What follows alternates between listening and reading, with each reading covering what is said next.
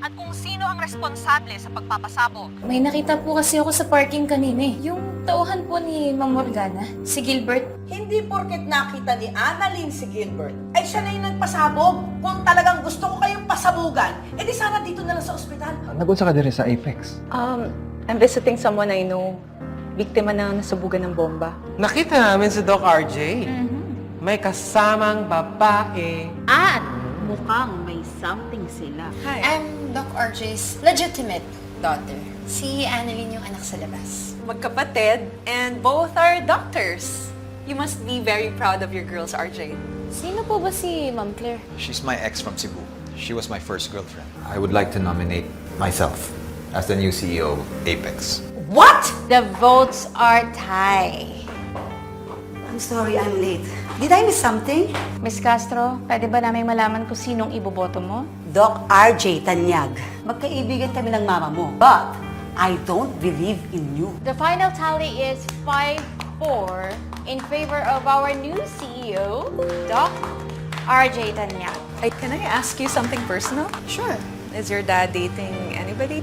I mean, if you really want to know, there's this someone na umaalagid sa kanya.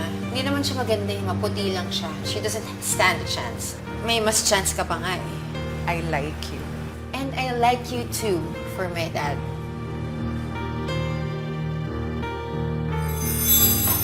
Congratulations, Obeng! I'm so happy you won the CEO position of Apex. Same here, ate. Up to the last minute, inisip ko talaga na si Morgana na ang magiging CEO. Mabuti lang masama ugali niya, no? Siningil siya kaagad ng karma. Which means our father's legacy is safe for now from Morgana and her minions. Pero alam mo ba kung ano pang mas masaya, Obeng?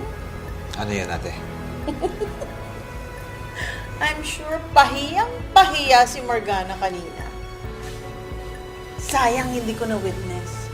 That could have been my cherry on top. Ate, Congratulations ulit, Mr. CEO. thank you. Buisit talaga yung Miss Castro yan. Imbis na iboto ko, trinidor pa ako. Eh ma'am, ano kasi yung pinuputok ng butsi nyo? Eh first runner-up ka naman, tandaan mo, in the event na hindi ma-fulfill ng winner ang kanyang reign, ikaw talaga ang papalit doon, di ba? Teka, ano bang akala mong botohan ng CEO? Miss Universe Contest? Talaga? Lynette, nauuhaw ako. Pwede ba bilang mo akong tubig? Inuutusan mo ba ako? Oo! Hindi pa ba obvious? Shareholder ako dito, hindi mo ba ako susundin? Eh ano naman ngayon kung shareholder ka dito? Alam mo, kung CEO ka pa, baka pwede pa kitang sundin. Eh kaso, natalo ka naman, di ka naman nanalo. Hindi siya natalo, first runner-up siya. Di ba ma'am, first runner-up ka? Oh, eh talo pa rin yun, di pa rin siya CEO. Ngayon, gusto mo ng tubig. Ayun, nakikita mo yon? O dumiretso ka, kumuha ka ng tubig ngayon kung nauuhaw ka. Huwag mo akong utusan, ha? Bastos ka, ha? Ah! Ah! Oh my God!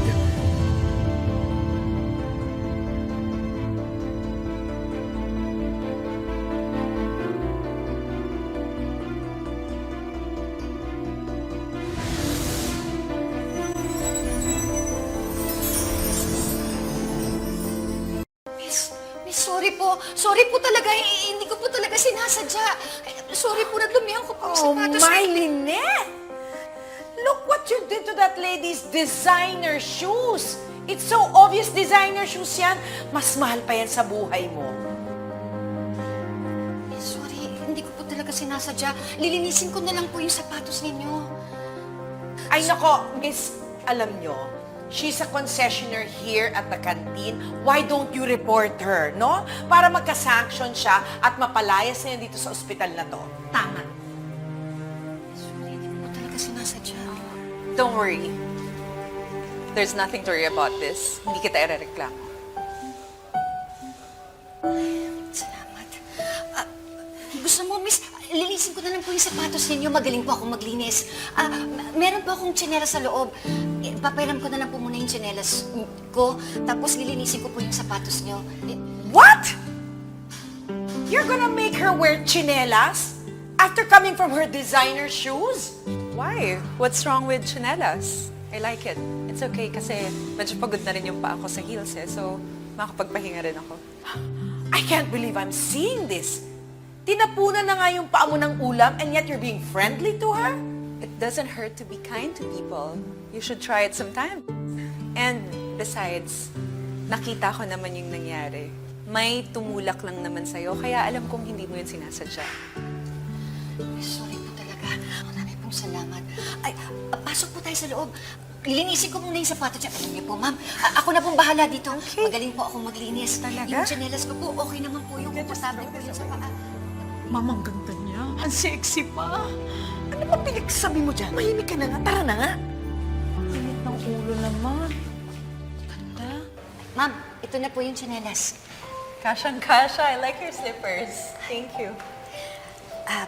Ma'am, sige po, lilinisin ko po muna yung sapatos ninyo. Naku, alam mo, okay na yan. You can throw it away. Throw? Tatapon? Yeah. Ma'am, sayang naman o. Naku, ang ganda-ganda nitong sapatos ninyo, tsaka mukhang mamahalin talaga eh. Naku, ma'am, lilinisin ko lang to, magmumukhang bago na kagad to. Ikaw ang bahala, pero pwede mo nang itapon yan. And I think I'm comfortable with your chinelas. Ma'am, maiba lang po ako Bakit po kayo nandito sa Apex? Meron po kayong dinadalaw dito?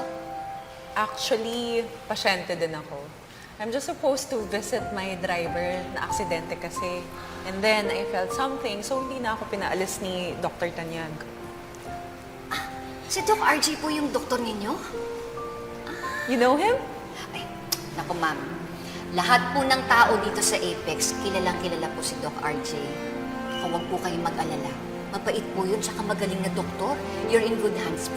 I know. And you know what? Magaan ang loob ko sa'yo. I feel like we're gonna be friends. Ay, naku ma'am.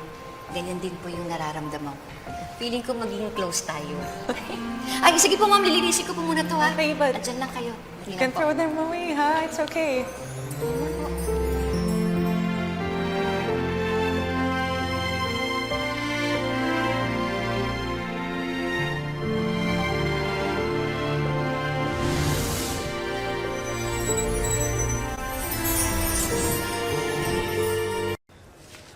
It says here that Claire's a diabetic. Pero control naman po tayo kasi nagbe-maintenance po siya. But she's diabetic. Mas mataas yung chance niya na magka-stroke siya. That's why she needs to be operated as soon as possible. Pero Zoe, dahil nga diabetic siya, mas risky na operan siya kaagad. Plus, wala naman siyang unstable neurological symptoms. Through meds and rehab, pwede siyang gumaling. Pwede ma-absorb ng CSF ng brain niya yung bleeding. And pwede siyang mag-recover through rehab. At kailangan natin malaman kung ano ba yung underlying cause ng bleeding niya bago natin siya operahan. But she doesn't have the time. Lalo na pag lumala yung bleeding niya. That's why she needs to be operated as soon as possible. Diba, Dad?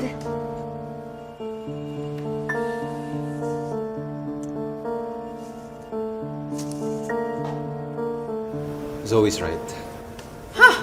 Surgery is risky, but we need to take action now to save Claire's life. See? See, I told you I'm right. Mali ka, Annalyn. Zoe, that's enough. Hindi naman mali yung recommendation ni Annalyn. You both have sound recommendations. But given the situation ng pasyente, yours is the better path to take. See? I'm better. Zoe.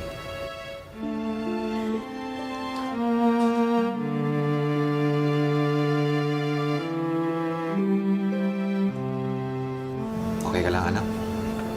Opo, tay. Kung ano naman po yung tingin yung mas makakabuti sa pasyente, yung po yung susundin natin.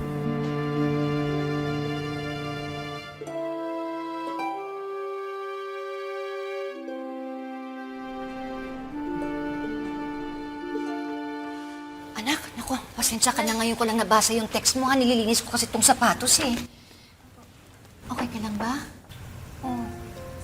Ba't ganyan ang itsura mo? Masama ba loob mo kasi mas pinanigan ni RJ si Zoe? Ay, hindi po, Nay. Wala lang po sa akin yun na pinanigan po ni tatay si Zoe. Yung iniisip ko po ngayon, yung case po ni Miss Claire, parang may mali po kasi, parang may hindi nag-a-add up. Eh, doon po ako nag-aalala. Anak, magaling ka. Kaya kung ano man yung nakikita mong hindi nagtutugma, sigurado ako, makikita at makikita mo yun. Sana nga po, Nay. Eh, bait pa na po ni Miss Claire, kaya nga po gusto ko siyang bigyan ng best care dito sa Apex eh. At alam niyo po ba, ex pala siya ni Totoy. Ang galing. Talaga? Ex ni RJ, yung pasyente niyo ni Zoe? At pasyente din po siya ni Tatay.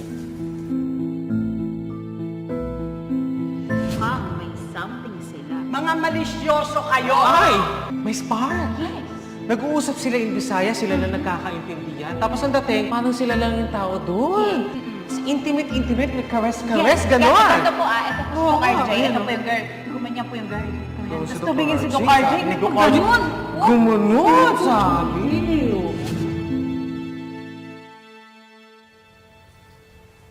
Ano kayang ginagawa ng ex ni RJ dito sa Apex? Ang dami namang ospital. Dito pa talaga siya nagpunta? Pinuntahan niya kaya ang tatay mo dahil gusto talaga niya magpagamot? Hindi ko alam na eh, baka nagkataon lang. Teka, Nay. Ba't ka po nagtatanong? Ay, wala. Napapaisip lang ako kung bakit siya nagpunta dito. Ay, sige anak, naku, kailangan ko nang umalis kasi yung sapatos, kailangan ko pa ibalik dun sa babaeng natapunan ko ng pagkain. Naku, mabuti na lang talaga anak. Hindi siya nagalit sa akin. Napakabait ng babaeng yun. At saka, alam mo ba, pasyente din siya ng tatay mo. O sige ha, babalik ko muna to ha. Sige po, Andiyan ka muna. Po, Nay.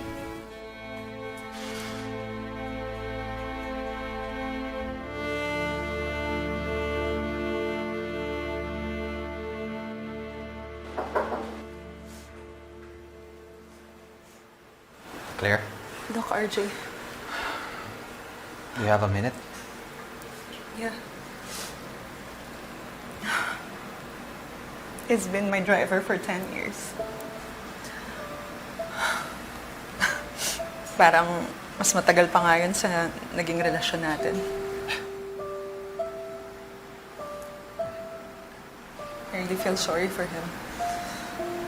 And now, I can't help but feel sorry for myself too.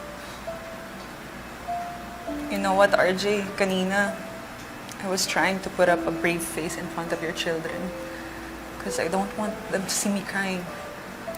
Pero with the kind of news that they just gave me, I can't help but be emotional. RJ, am I going to die? No, Claire. You're not going to die. Mabuti at nagpa-check up ka para alam natin kung ano yung problema. Ngayon, solusyonan natin yung problema na yun. So, what's the next step? What's the best course of action here? Kailangan ka namin operahan as soon as possible so that we can stop the bleeding in your brain.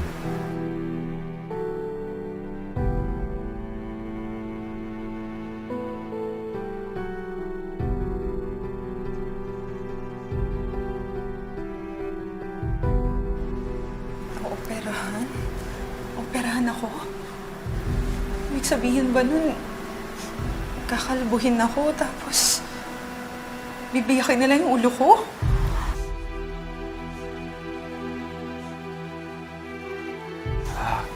Claire, you're having an anxiety attack. Mabuti na lang at alam ko pa kung paano kita pakalmahin.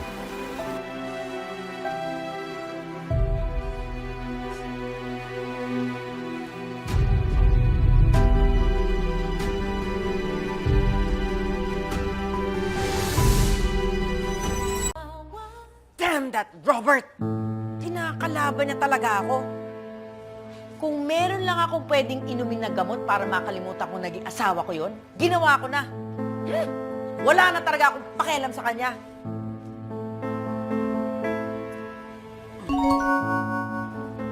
Ay, oo. Naku, madam, may hot news from the ER. Kaya lang, tungkol kay Doc RJ, di ba wala na nga kayong pakialam? Di bali, aangkinin ko na lang. Teka, anong tungkol kay Doc RJ? Ma'am kasi, ang sabi po, nandito raw po yung ex-girlfriend ni Doc RJ from Cebu. What?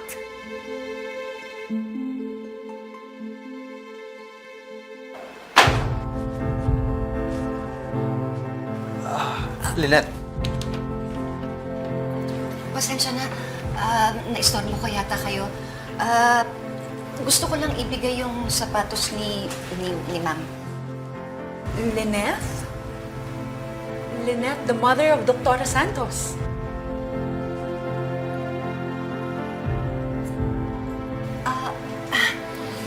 Ako nga si Lynette. Ang pasensya na yun, hindi ko nakuha yung pangalan mo. Claire. The ex-girlfriend of RJ.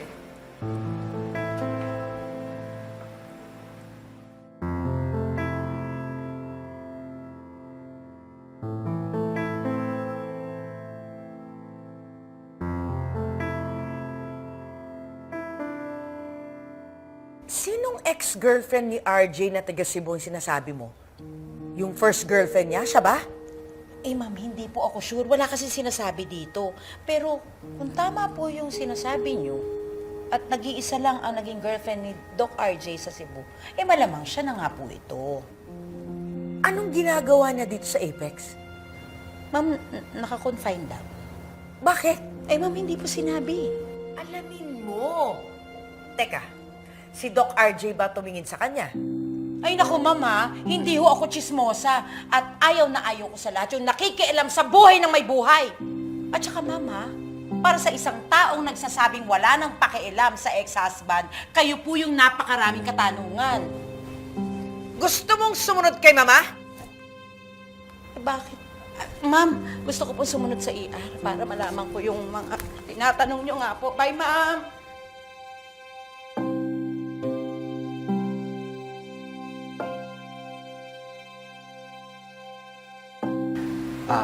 Lynette, nagkaroon lang ng anxiety attack si Claire. Pinapakalma ko lang siya. RJ. Oh, wow! Ang linis. Thank you, Lynette. You didn't have to, but tama ka nga. It looks brand new. So, magkakilala kayo? Oh, we had an encounter kanina. Kasi natapunan ko ng ulam yung sapatos niya. Pasensya ka na talaga. Mabuti na lang talagang hindi nagalit si Claire sa akin. Ano ka ba, Lynette? It was an accident, right? Wait lang.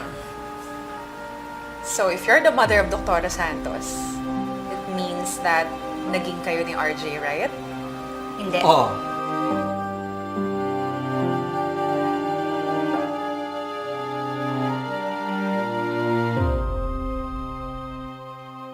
Parang may mali talaga sa case si Miss Claire eh. Hypertension is the most common cause for basal ganglia hemorrhage, pero wala naman siyang history ng hypertension. Huh. How about substance abuse or tobacco use? Wala, negative. Any medical condition for her to be taking any blood thinners?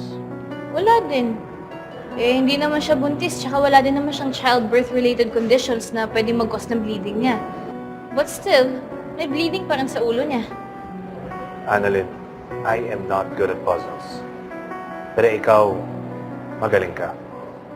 Malalaman mo rin ang sagot sa puzzle na to. Eh, yun na nga, Doc eh.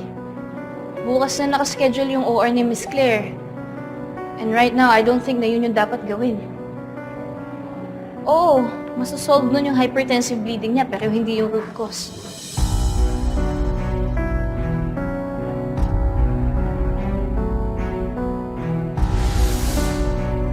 Ha? So, ano ba talaga? Naging kayo ba o hindi? Hindi. Hindi naging kami ni RJ. Pero, nabuntis ka niya? We had a relationship, but hindi lang namin nilagyan ng label. Nagkamali kasi ako noon eh. Hindi ko naman alam na may asawa si RJ, si Moira. Oh. So, hindi nga naging kayo, right? But how about now? Moira's gone. May feelings pa rin ba para sa isa't isa?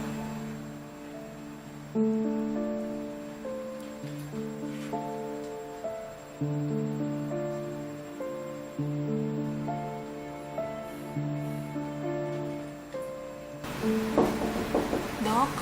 Excuse me po, Doc. Kailangan lang po namin pa-confirm po sa inyo. Sige, Nurse Karen. Sige. Lynette, Claire, excuse me lang. Thank you again for the shoes. Pasensya na ulit sa sapatos mo, ha? Sige, mauna na ako. Alright, thank you for the shoes again. Sige, salamat. Nice to meet you.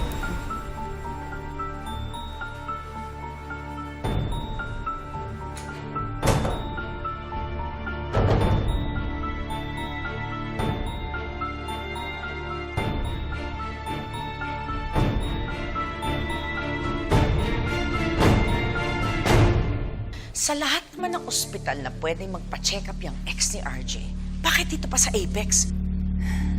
Lynette, bakit ka affected? Ex nga, diba? What is she up to? Ano nga pala pangalan ng babaeng yun? Ex. Tapos na. Ex-girlfriend. At saka ano naman ngayon kung ex? Ibig sabihin, Ano ba? Tignan mo nga yung dinadaanan mo! Eh bakit? Ako lang ba? Ikaw nga itong hindi tumitingin eh. And what are you trying to imply? Nakita mo na pala ako, edi sana, iniwasan mo na ako, diba? Bakit? Sino ka ba, ha? Sino ka para pagsabihan ako ng ganyan? What's going on here? Inaaway mo na naman ba si Lynette? Ikaw na naman? What is your business here? Sino ka ba, ha? I'm Lynette's friend. Friend? Eh, kanina lang kayo nagkakilala. Friend na agad? Talaga? Morgana, pwede ba? Huwag mo ang inaaway si Claire. Hindi mo ba kilala kung sino siya? Hindi. Sino ba siya? Siya ang ex ni RJ. Claire. Yung ex ni RJ from Cebu. Yes, that's me. Do you have a problem with that? Ang tapa mong pumunta rito, ha? Alam mo, kung buhay pa yung asawa ni RJ, I'm sure pinagtatampal na niya yung pagmumukha mo. Yun eh kung buhay pa siya. But she's dead now. And from what I heard, she was a wanted criminal when she died. Bawiin mo yung sinabi mo!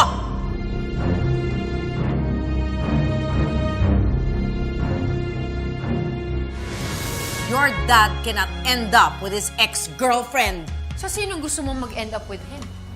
Ikaw? As Morgana? Yeah, why not? That's a possibility. Si Claire daw ay ex-girlfriend at first love ni RJ. Di ba may kasabihan? First love never die? Ay, naku. Kaya Lynette, sinasabi ko sa'yo, kinakailangan talagang magpaganda ka sa dinner ninyo. Kaya bukas na bukas, bibili tayo ng makeup para sa dinner niyo ni Doc RJ. Kailangan malaman to ni Madam Morgana. I need to talk to you about Lynette. And why is that? Dahil alam kong magkaribal kayo ni Lynette kay RJ. Let me help you out. Talaga, Morgana? I'm gonna make sure that this dinner, Lynette will never forget. Trust me on this.